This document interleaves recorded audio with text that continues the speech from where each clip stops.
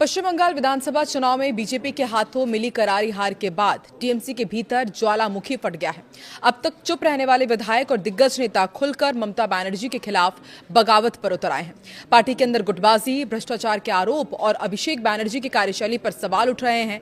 तो क्या चुनाव हारते ही ममता की सेना में बगावत हो जाएगी और ममता दीदी की पार्टी में सुलगी ये बगावत की आग टीएमसी पर कितना असर करेगी, ये देखना दिलचस्प होगा। नमस्कार, मैं हूं आकांक्षा और आप देख रहे हैं न्यूज 18 का डिजिटल प्लेटफॉर्म। पश्चिम बंगाल के चुनावी नतीजों ने ममता बनर्जी की तृणमूल कांग्रेस का सिस्टम हिला दिया है। टीएमसी नेताओं के भीतर सालों से दबा हुआ गुस्सा अब बाहर आने लगा है। जो नेता कल तक दीदी की जय जयकार करते नहीं थकते थे, आज वही पार्टी की कमियों और भ्रष्टाचार पर खुलकर सवाल उठा रहे हैं। ममता बनर्जी के लिए सबसे बड़ी चुनौती अब विपक्ष नहीं बल्कि उनकी अपनी ही पार्टी के वो विधायक और सांसद हैं जिन्होंने नेतृत्व के खिलाफ मोर्चा खोल दिया है। सबसे तीखी प्रतिक्रिया ममता बनर्जी के उस फैसले को लेकर आई है जिसमें उन्होंने हार की जिम्मेदारी स्वीकार करने के बजाय पद पर बने रहने का निर्णय लिया था। हावड़ा के बागनान से 4 बार के विधायक अरुणाब सेन ने कहा है कि अगर वो मुख्यमंत्री होते तो ऐसी हार के बाद तुरंत इस्तीफा दे देते। ये बयान सीधे तौर पर ममता की नैतिकता पर सवाल उठाता है। पार्टी के कई अन्य नेताओं का भी मानना है कि हार को स्वीकार न करना और कुर्सी से चिपके रहना जनता के बीच पार्टी की छवि को और ज्यादा खराब कर रहा है।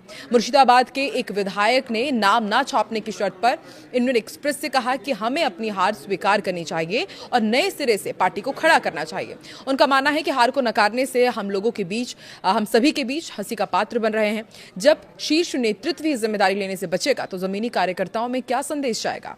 आज सवाल टीएमसी के गलियारों में गूंज रहा है और हार के बाद पार्टी को जिस आत्ममंथन की जरूरत थी उसकी जगह अहंकार ने ले ली है। अभिषेक बनर्जी और आईपैक पर क्यों नेताओं का गुस्सा फूट पड़ा है, ये भी आपको बताते हैं। पार्टी की इस दुर्गति के लिए सबसे बड़ा जिम्मेदार ममता बनर्जी के भतीजे और राष्ट्रीय महासचिव अभिषेक बनर्जी को ठहराया जा रहा है। नेताओं का आरोप है कि अभिषेक ने पार्टी को एक कॉर्पोरेट कंपनी की तरह चलाने की कोशिश की, जिससे जमीन से जुड़े पुराने नेताओं और नेतृत्व के बीच कड़ी टूट गई।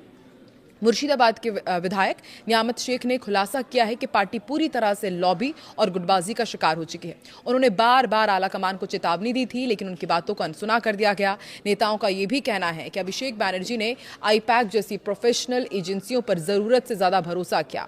इन एजेंसियों ने बिचौलियों का काम किया और पार्टी के सच्चे कार्यकर्ताओं की आवाज को ममता बनर्जी तक पहुंचने ही नहीं दिया। नियामत शेख ने तंज भी कसा और कहा कि नेतृत्व में सोशल मीडिया कैंपेन और टेक्नोलॉजी पर तो खूब जोर दिया, लेकिन इंसान के स्वभाव और जमीनी हकीकत को नजरअंदाज कर दिया गया। इसी टेक्नोलॉजी के चक्कर में पार्टी जनता से कट गई और चुनाव हार गई। पुराने नेताओं को लगता है कि उनके अनुभव को डेटा और एल्गोरिदम के सामने नीचा दिखाया गया। और एक बड़ा सवाल जो इस बीच उठ खड़ा हुआ है वो ये भी है कि क्या मुस्लिम वोट बैंक में सेंधमारी ही हार की बड़ी वजह है? टीएमसी को सबसे बड़ा झटका उन इलाकों में लगा है जिन्हें वो अपना सबसे मजबूत किला मानती थी। मुर्शिदाबाद और मालदा जैसे अल्पसंख्यक बाहुल्य जिलों में मुस्लिम वोटों का बंटवारा पार्टी की हार का मुख्य कारण बनकर उभरा है। विधायक हुमायूं कबीर को चुनाव से ठीक पहले सस्पेंड करना पार्टी को भारी पड़ा। कबीर ने अपनी नई पार्टी बनाई, टीएमसी के वोट बैंक में बड़ी सेंध लगा दी। रघुनाथगंज के विधायक अखुंजमान ने स्वीकार किया है कि इस बार मुसलमानों ने टीएमसी और बीजेपी को छोड़कर अन्य विकल्पों को चुना। मुस्लिम वोट बैंक में आई इस दरार और दूसरी तरफ हिंदू वोटों के बीजेपी के पक्ष में ध्रुवीकरण ने टीएमसी को सत्ता से दूर कर दिया। कोलकाता के डिप्टी मेयर अतीन घोष ने भी माना कि धार्मिक ध्रुवीकरण और सत्ता विरोधी लहर ने पार्टी का खेल खराब कर दिया। ये पहली बार है जब टीएमसी का कोर वोट बैंक इस तरह से बिखर गया। अब ऐसे में एक और सवाल ये कि जो क्रिकेटर मनोज तिवारी थे और एक्टर देव थे वो भी क्यों बागी हो गए हैं, क्योंकि इन लोगों के बीच भी बगावती तेवर देखने को मिल रहे हैं। पार्टी के भीतर केवल राजनेता ही नहीं बल्कि सेलिब्रिटीज भी बगावती तेवर दिखा रहे हैं। पूर्व क्रिकेटर और मंत्री रहे मनोज तिवारी ने ममता बनर्जी को भ्रष्ट करार देते हुए ममता सरकार को भ्रष्ट करार देते हुए कहा कि ऐसी सरकार का जाना ही बेहतर था। उन्होंने एक फेसबुक लाइव के दौरान आरोप लगाया कि ममता बनर्जी के पास उनकी बात सुनने का समय तक नहीं था। जब उन्होंने अपनी समस्या बताने की कोशिश की तो ममता बनर्जी ने बेरुखी से जवाब दिया और कहा कि उनके पास और भी बहुत काम है। मनोज तिवारी का यह बयान पार्टी की कार्यशैली पर गंभीर सवाल खड़े करता है। वहीं सांसद और अभिनेता देव ने भी पार्टी नेतृत्व पर झूठ बोलने का आरोप लगाया। देव के मुताबिक ममता और अभिषेक बनर्जी ने उनसे घाटल मास्टर प्लान को लेकर झूठे वादे किए थे। उन्होंने कहा कि वो जनता के सामने झूठ नहीं बोल सकते। इन सेलिब्रिटी नेताओं की नाराजगी दिखाती है कि पार्टी के भीतर संवाद पूरी तरह खत्म हो चुका है और अब हर कोई अपना रास्ता अलग करने की सोच रहा है। जब ग्लैमर वाले चेहरे ही पार्टी का साथ छोड़ने लगे तो समझ लीजिए कि जमीन खिसक चुकी है। अब ऐसे में एक और सवाल जो सभी पूछ रहे हैं कि क्या गुटबाजी ने टीएमसी की ताकत खत्म कर दी है? टीएमसी के भीतर गुटबाजी की समस्या कोई नई नहीं है, लेकिन हार ने इसे अब सतह पर ला दिया है। विधायक नियामत शेख ने स्पष्ट रूप से कहा कि पार्टी लॉबी के संक्रमण से बीमार है। मुर्शिदाबाद जैसे जिलों में पार्टी के कई गुट आपस में ही लड़ रहे थे।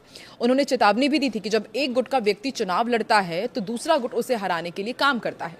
नेतृत्व ने इसे हेल्दी कंपटीशन माना, इसे बढ़ावा दिया, लेकिन ये आखिरकार आत्मघाती ही साबित हुआ। ये गुटबाजी केवल जिलों तक सीमित नहीं थी, बल्कि कोलकाता के मुख्यालय तक जा पहुंची।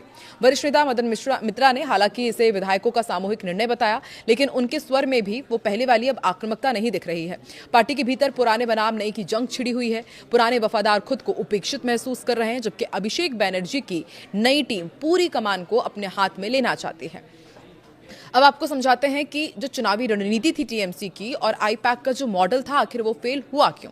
देखिए, टीएमसी ने इस चुनाव में प्रशांत किशोर की एजेंसी आईपैक पर करोड़ों रुपए खर्च किए, लेकिन नतीजों ने साबित कर दिया कि बंगाल की राजनीति को दिल्ली के एयर कंडीशन कमरों में बैठकर नहीं समझा जा सकता।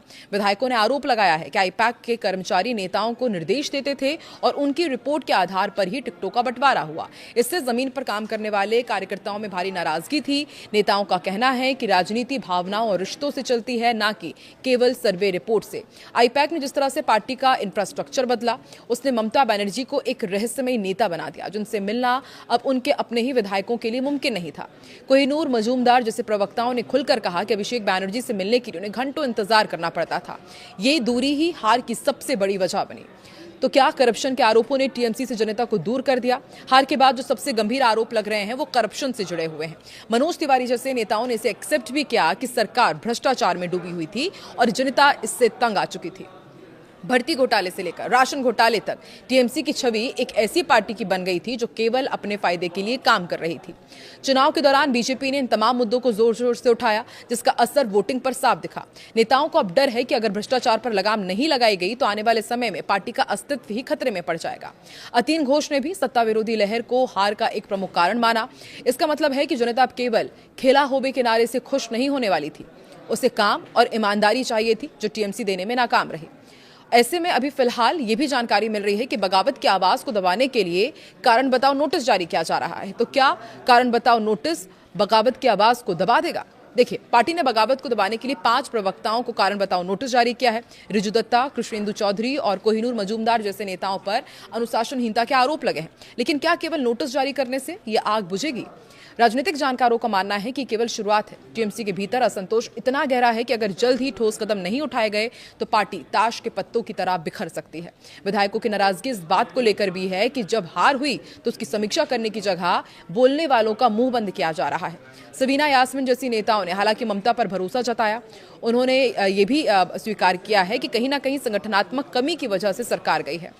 ये स्वीकारोक्ति अपने आप में बेहद बड़ी है। अगर पार्टी ने अपनी कमियों को नहीं सुधारा तो बीजेपी के लिए रास्ता और भी आसान हो जाएगा और आने वाले कुछ महीने में पश्चिम बंगाल और ममता बनर्जी के राजनीतिक भविष्य के लिए बहुत महत्वपूर्ण होने वाले हैं। जनता अब ये देख रही है कि जिस पार्टी ने मां माटी मानुष का नारा दिया था, अब केवल सत्ता और परिवार की लड़ाई में उलझकर रह गई है। अब ऐसे में सवाल यही है कि क्या अपनों के सवालों के जवाब दे पाएंगे ममता बनर्जी? क्या ममता बनर्जी झुकेंगी या फिर टीएमसी के भीतर ये चाकूबाजी पार्टी को 2 हिस्सों में बांट देगी? आपको क्या लगता है? कमेंट सेक्शन में जरूर बताएं।